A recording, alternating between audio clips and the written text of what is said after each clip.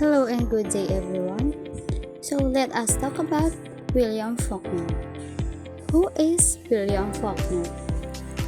William Cuthbert Faulkner was born on September 25, 1897 in New Albany, Mississippi to Mary Cuthbert Faulkner, a railroad worker, and Maud Butler, a housewife. William was raised in Oxford, Mississippi, and in 1915, he left high school to work as a bookkeeper. Longing for adventure, he joined the Canadian Royal Air Force in 1918 by changing the spelling of his name to the British-sounding Faulkner. Faulkner entered the University of Mississippi in 1919. But withdrew in 1920. He then held various jobs in New York and Mississippi until 1924. Faulkner's first published novel was Soldier's Pay in 1926. It is drew on his experiences in World War I from 1914 to 1918. While Mosquitoes in 1927 examined literary life in New Orleans. In 1925, Faulkner lived there with writer Sherwood Anderson. Faulkner married Lida Estelle Oldham Franklin on June 20, 1929.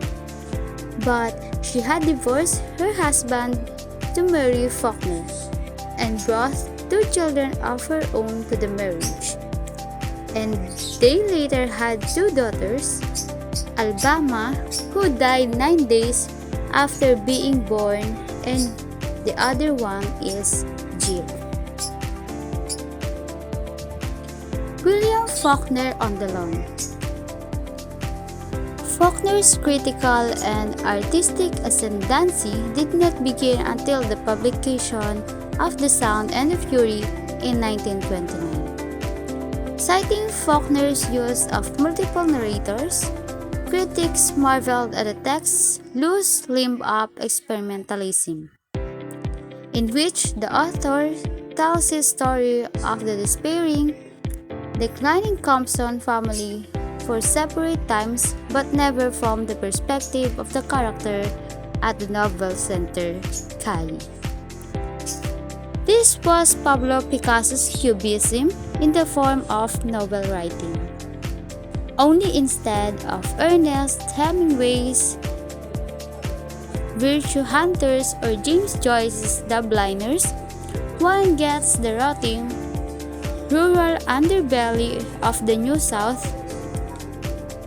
In As I Lay Dying in 1930, Faulkner presented the journey of the Bondren family to buy their mother in 59 chapters, one consisting of only a single, confusing sentence, "My mother is a fish," and in 15 different voices. In addition to his work as a novelist, Faulkner earned a living during the 1930s and 1940s by writing movie screenplays based on his own fiction as well as that of other writers, including Hemingway's To Have and Have Not in 1937, and Raymond Chandler's detective story, The Big Sleep in 1939. Faulkner's later work was not all commercially or even critically successful, but he continued to be recognized, winning the Nobel Prize, 2 Pulitzer Prizes, the second posthumously, and in 1955, the National Book Award. Though he lived most of his life at his Roanoke house in Oxford, Faulkner was writer in residence at the University of Virginia from 1957 until 1958. A position he accepted in part because his daughter and her family were living nearby. Portions of his lectures at the university are recorded in Faulkner in the University on 1950 essays, speeches, and public letters in 1966. Faulkner bought a house in Charlottesville in 1959 and finished a trilogy he had begun with The Hamlet in 1940, completing The Town in 1957 and The Mansion in 1959. From 1961 until his death, Faulkner taught American literature at the University of Virginia. His last novel, The Rivers, in 1962, describes a boy's transition into adulthood. Faulkner died on July 6, 1962, of a heart attack in Byhalia, Mississippi. He willed the major manuscripts and personal papers in his possession to the Albert and Shirley Small Special Collections Library at the University of Virginia.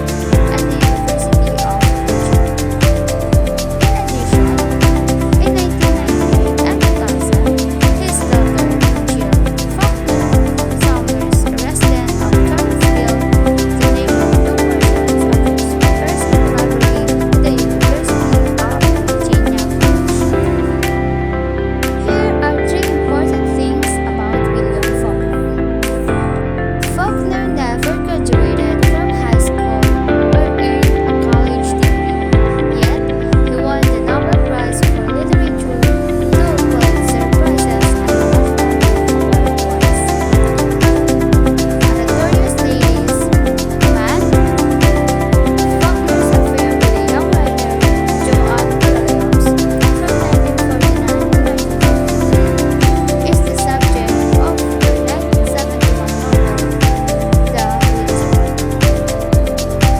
After winning the Nobel Prize for Literature in 1941, William Faulkner's second recognition is perhaps that of receiving a mention in Gabriel Garcia Marquez's acceptance speech for the same prize 33 years later. Among his contemporaries and compatriots, and indeed literary rivals, were the legendary Henry and Fitzgerald, but the American writer from Mississippi carved out and identified for himself through his work, which focused on controversial matters relating to race, class, and sex, often set in imaginary Yoknapatawpha country. Faulkner's mastery of modern modes of narration, namely through his use of the interior monologue, multiple narrators, and displacement of time, can be enjoyed in the following 9 seminal works by the author. So, after knowing William Faulkner's history, I want you to recommend the best books by William Faulkner that you should read. The first one is Sanctuary in 1931. The sensationalist plot of this novel revolves around a naive teenage student, Temple Drake, who falls into the hands of some immoral southern bootleggers who use her and to whom she grows attached. Widely believed to have been a potboiler which Faulkner rattled off in several weeks to earn a quick buck, Sanctuary nevertheless goes deep in its study of human sin and sexuality gone amiss. The prose is considerably more fluid than a lot of Faulkner's dancer novels and thus easier to grasp for readers less familiar with the author's particular style of writing. Number 2. Soldier's Pay on 1926. Faulkner's novelistic debut might not have been considered as successful as Hemingway's, who in the same year published The Sun Also Rises. But it was nevertheless an ambitious work whose modernist structural techniques laid the foundations for later novels. Inspired by the war, which Faulkner had narrowly missed, Soldier's Pay traces the tragic decline of Lieutenant Donald Mahan, an injured fighter pilot returning from World War I to his family in Georgia. where he struggles to piece his life back together as his condition worsens, and he realizes that the people he loves most dearly are slowly giving up on him. Number 3. The Sound and the Fury on 1929. His fourth novel and his first true masterpiece, The Sound and the Fury, was also Faulkner's favorite out of all his published works. This haunting and devastating account marks the beginning of the Compson saga, in which we witness the aristocratic family's demise. Divided into 4 sections told from 4 different perspectives. The book is both a notoriously arduous and disturbing read, whose often disorienting narration requires patience and persistence, and whose subject matter confronts painful themes, among which reside incest and suicide. A true tale of endurance and human suffering which will stay with readers for a very long time indeed. Number 4. A Rose for Emily on 1930. Whilst Faulkner will always be remembered for his novelistic masterpieces, he was also a master of the short story, and A Rose for Emily is sure proof of this. Since it was first printed in a newspaper in 1930, it has steadily become one of the most anthologized American short stories in history. In a series of flashbacks, it chronicles the life of the now deceased Emily Riggerson and her reluctance to change with the times as she lives a life of decay and seclusion in her mansion. The story climaxes at its shocking conclusion in the final lines, which surprises even the most observant of readers. Number 5. Light in August, a 1932. Set in Jefferson in Yonokotapa Country, Mississippi, the fictional yet symbolic landscape for many of Faulkner's Southern American novels. Light in August has race and identity at the heart of its narrative.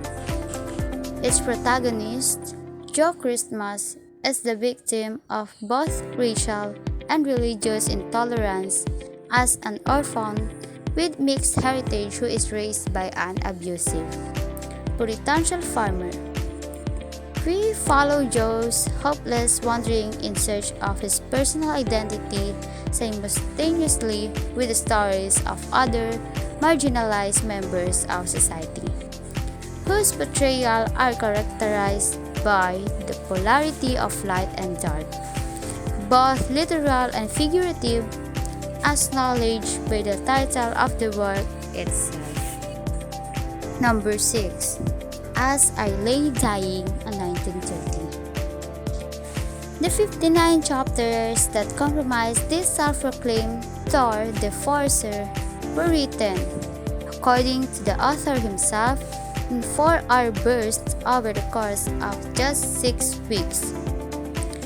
In As I Lay Dying, concision in expression is taken to a new level in the 19th chapter, whose 5 words, "My mother is a fish," uttered by the son of a dead mother, are only one example of how the Bunyan family deals with or fails to deal with the departure of a loved one. The obstacle-filled odyssey undertaken by the family to return the deceased Addie to her hometown of Jefferson for burial is the author's strongest display of the stream of consciousness narrative, and is ranked 35th in the Modern Library's 100 Best English Language Novels of the 20th Century, no less. Number 7. The Hamlet, 1940. The Hamlet is the first in an epic trilogy about the Snopes family, who take by the storm the community of Frenchman's Bend. The Hamlet, to which the title refers, in a post-Civil War setting in Mississippi. Followed much later by the town and the mansion, it is the most widely acclaimed of the trio, which charts in an episodic fashion the rise and eventual fall of an eccentric family, of which the most memorable member is undoubtedly like Snopes, who professes his love for a cow which he abducts from its owner and takes care of. Number 8 is Absalom in 1936, and the last one is The Ravers in 1962. So good day everyone, and I hope you enjoy on listening.